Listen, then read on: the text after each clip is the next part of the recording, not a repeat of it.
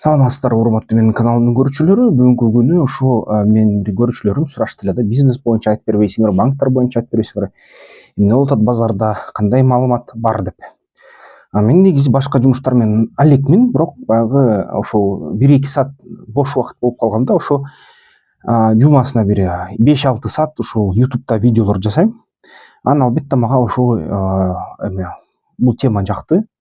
Мен буга чейин мен дайыма эле банктарды байкап жүрөм, ким кандай пайыздык процент саларын, бирок практика жүзүндө алар өзүнүн сайтында чыгарган маалымат кээ бир учурда реалдуулук менен ушундай эки баш калып калат да. Анан албетте баягы ушул жолу банктарды кайра текшергенге убакыт болбой, мен деген ушул Google'дун Gemini деген жасалма интеллекти ушул жакшы кандайдыр бир перспективдүү мындай жакшы факт чек менен иштейт экен да. Анткени GPT же болбосо баягы башка дагы Perplexity деген бар, ушул ар кандай маалымат издеген, маалыматты мындай караган жасалма интеллекттер, чат-боттор, алар көп учурда алдашат экен. Аларда галлюцинация болот. Microsoft'тун Bing'i дагы ошондой галлюцинациялар болот. Алар туура эмес мындай нерселер жазып берет, өзүнүн оюнан чыгарып элечи кээ бир учурда. Анан алар тапкан ссылкалар менен барсаң, таппайсың да туура банкты же эмнени. Ошон үчүн Gemini'ге кайрылдым. Gemini Google'дыкы поисковик менен коштолгон. Ошон үчүн Gemini'де мындай фактка чыгат да, фактически жанагы кандайдыр бир ссылкаларга, булактарга таянып жасайт. Анан ушул менен колдонуп көрдүм. Канагын көрөйүнчү деп. Ошон үчүн эгерде могу видеону көргөн банктардын кызматкерлери болсоңуздар, силерге айтар элем, бул бүт претензиянын баары Google'дун алгоритмдерине, биринчиден, экинчиден Gemini деген жасалма интеллектке коштосоңор болот да. Негизи ушул Кыргызстандагы каржылык продуктылар кандай да негизи? Депозиттер жана аманаттар, бизнес үчүн кредиттер, анан ипотекалык кредиттерди карап чыгалы тез-тез. Бизде убакыт анчалык көп эмес. Биринчи орунга ушул Gemini Айылбанкты коюп атат. Пенсиондук аманат ардагер сомдор менен 17,54% дейт. 3 жылдан баштап. Рубль менен аманат 7,74% дейт 2 жылга. Жана ошол доллар менен аманат 1,74% дейт 2 жылга. Ушул негизи Айылбанк эң мыкты депозиттерди берет дейт да. Менин билишим боюнча 6-7 жыл мурда эң мыкты депозиттин көлөмү 15% болчу. Дагы ошол шоро чыгарган облигацияларда 15% болчу. Бул аябай жогорку депозит болчу. Эң жогорку дегенде 20га чейин жеткен депозиттер болчу, көп суммада салсаң. Бирок могу ачык булактардан көрсөтүлгөн 17% бул абдан жакшы пайыз да. Демек бул жерге кандайдыр бир аманатты коесуң акчаны, анан ошол 17% үстүнөн акча кошулуп келе берет да. Инфляциянын аркасынан кууп жетпейт болуш керек, бирок жакшы да, жакшы шарт негизи ушундай көрүнөт. Анан экинчи орунда Кыргызкоммерцбанк деп жазып атат. Аманат мындай топтомо аманат деп аталат. 16,1%. Доллар менен алганда доллардык аманаты 4%, 3 жылдан башталат, экөө тең. Анан 3-чү орунда РСК банкты көрсөттү система. Бул сандык деген аманат 14,9%. 3 жылдан баштап доллар менен алганда 4,8% 3 жылдан баштап. Анан эмкиси ошо Демирбанк каралат. Демирбанк стандарт сомдор менен 15% 3 жылга, доллар менен 4,25% да 2 жылга. Ошол эгерде бизнес үчүн кредиттерди алалык десек, кайсы банктыкы жакшы? Бул Айылбанктыкын алсак, бул кредиттик мисалы үчүн айыл чарбачылыктан иш алып барсак 12%дан башталат да. Эми баягы РФКРдин линиясы бар 9%, бирок орточо алганда 12-14% менен кредит бизнеске берилет. Орто жана чакан бизнес үчүн программалар бар да. Анан РСК банктыкы 12-15% болуп атат. Кредит суммасы жана мөөнөтүнө жараша шарттар. Коммерцбанк кайра ушул рейтингде жүрөт. Ставкалар жылына 13%дан башталат да. Ушул 3 банк лидер болуп атат. Ипотекалык кредиттерди алсак, М-банк дейт, эң жакшы шарттарды берип атат деп айтат, биринчи орунга коюлуп атышат. М-банктыкы 17% болуп атат да.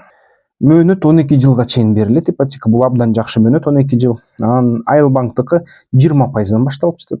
Мөөнөт 7 жылга чейин. Бирок Бакай банктыкы мисалы үчүн 22%, пайыздан баштап келет. Мөөнөт 15 жылга чейин.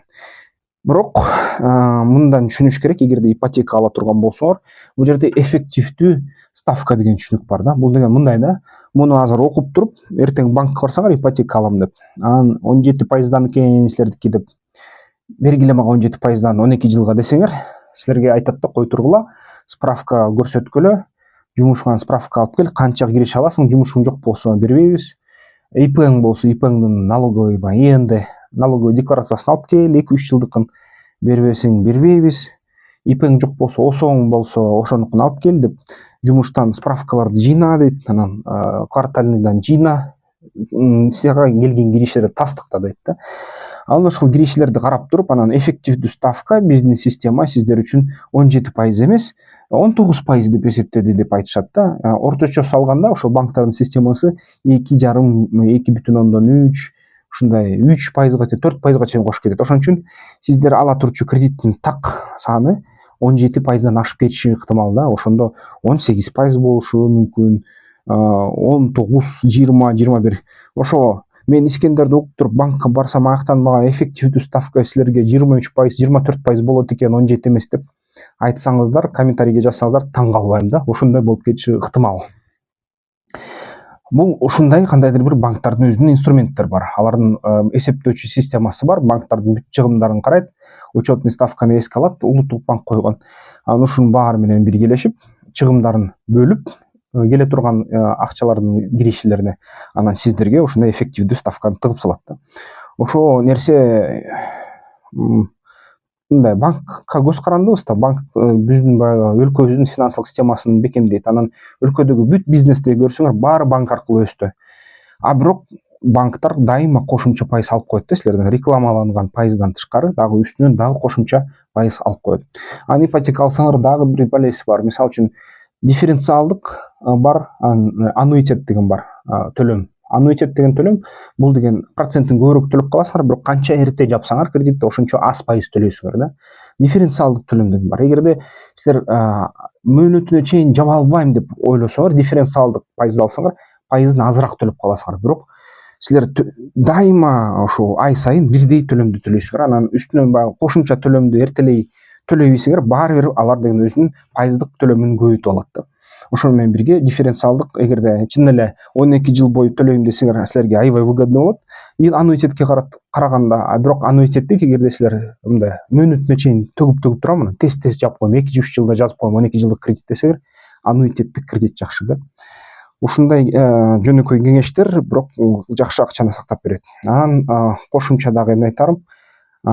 Эгерде сиздердин киришеңиздер анын 50% же 40% банктык төлөмгө барабар болсо, анда кредит алса болот. Эгерде кредиттик төлөм силердин киришеңерден 90–80% болуп кетсе, же 50%дан эле ашса, анда кредит албагыла да. Бул чоң кеңеш да. Андан көрө киришени көбөйткүлө. Киришени көбөйткөндөн кийин киришеге ишенсеңер, ушул 1-2 жыл ушундай болот деп, ошондон 40% эле кредиттик төлөмгө кетсе, анда жакшы, абдан жакшы да. Анан албетте баягы бүт силер үй бүлө менен кылып чыккан чыгымдардан кийин ошол 40% калса, банкка төлөгөн ошондо жакшы. Ошол негизи ушундай банктар боюнча кыскача маалымат да. Эгерде бул формат жана бул ушундай сыяктуу тема сиздерге жаккан болсо, кайрылгыла, айткыла, баягы комментарийлерге жазгыла, ушундай тема бизге керек деп. Анан ушундай темаларды жасалма акыл менен биргелешип, эксперттик акылды кошуп, симбиоз кылып, эки мээни бириктирип сиздерге айтып турабыз. Анда эмесе эмки видеолордон көрүшкөнчө.